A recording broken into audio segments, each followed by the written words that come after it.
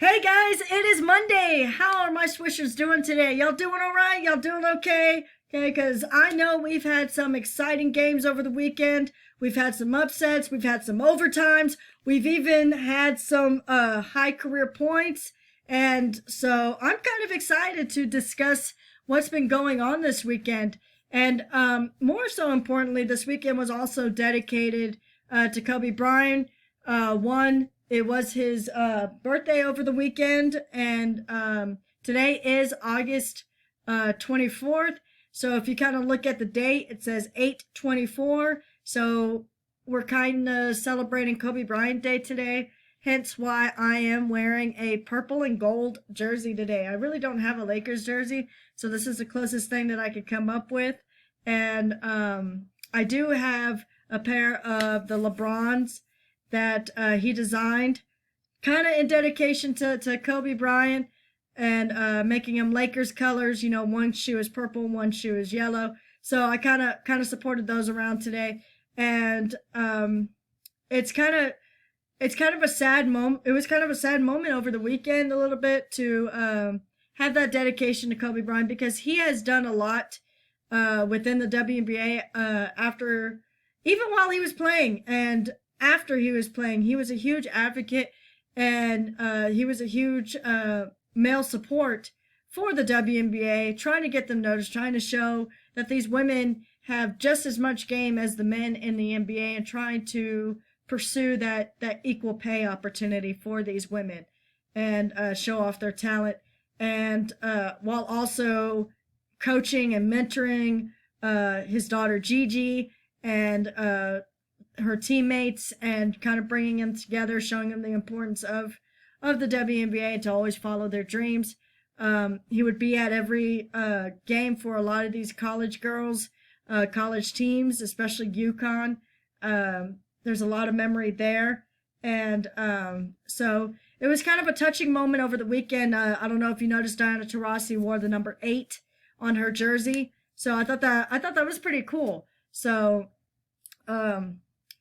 yeah, it was a monumental weekend for these girls, because the NBA and WNBA world lost a great legend.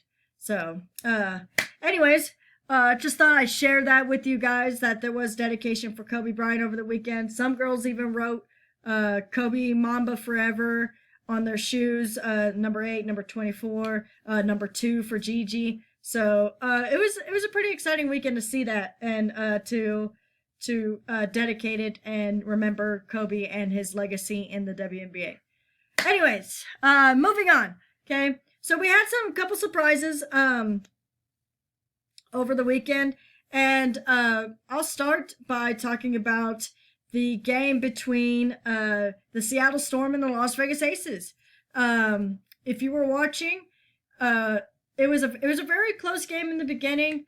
The Las Vegas Aces were kind of struggling towards the middle of second quarter, and then once the middle of second quarter, they started picking it up. They started playing their defense, and I know that the Seattle Storm has always had a strong defense, and they've always had a strong offense with Breanna Stewart and Jewel Lloyd, and putting those two together, they know how to work off of each other and stuff like that. And so I was pretty surprised that once the Aces took the lead, it was hard for them to keep up in the end.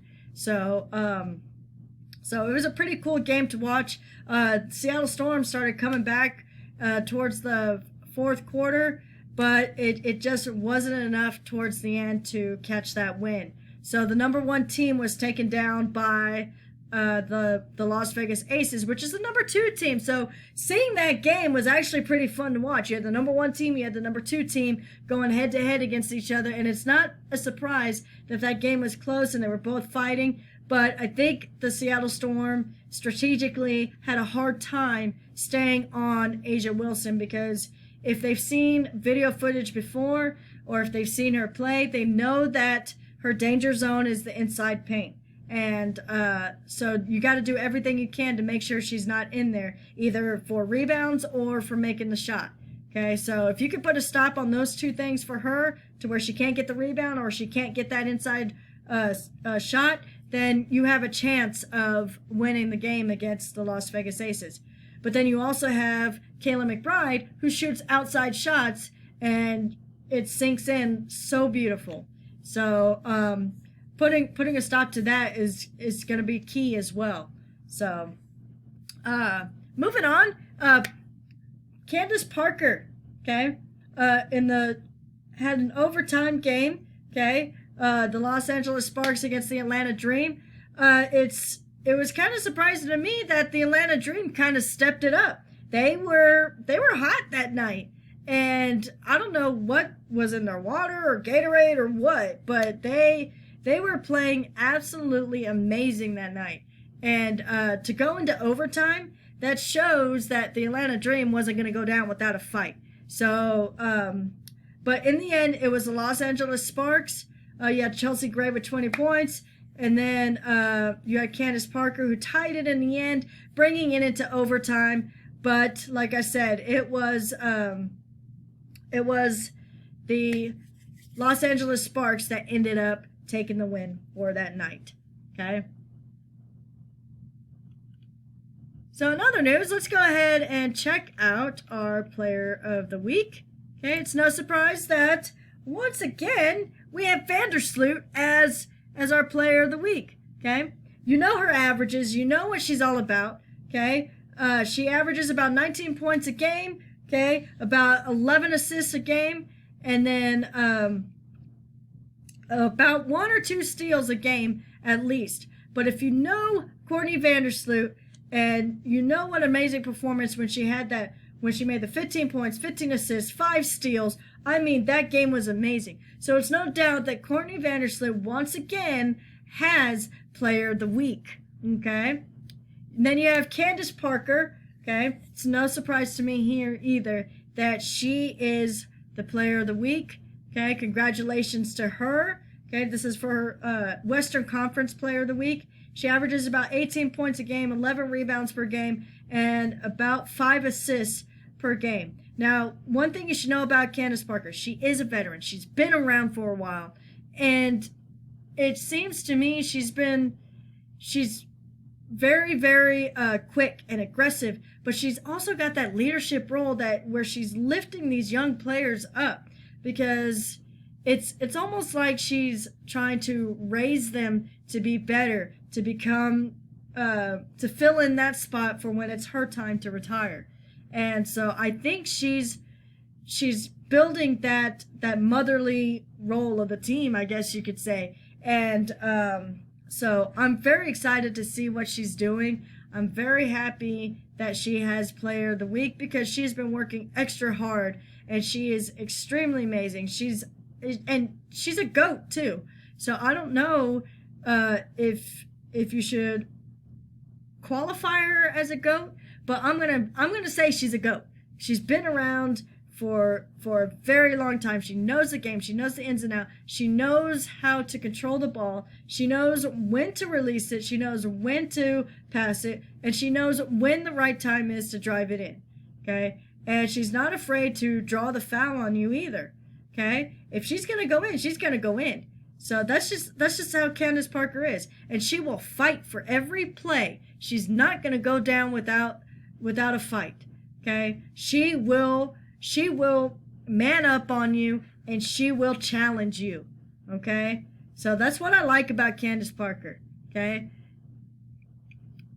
Let's go ahead and look at the standings. Okay? After this week. Okay? So, like I said, okay, we're getting closer and closer to playoffs. Okay?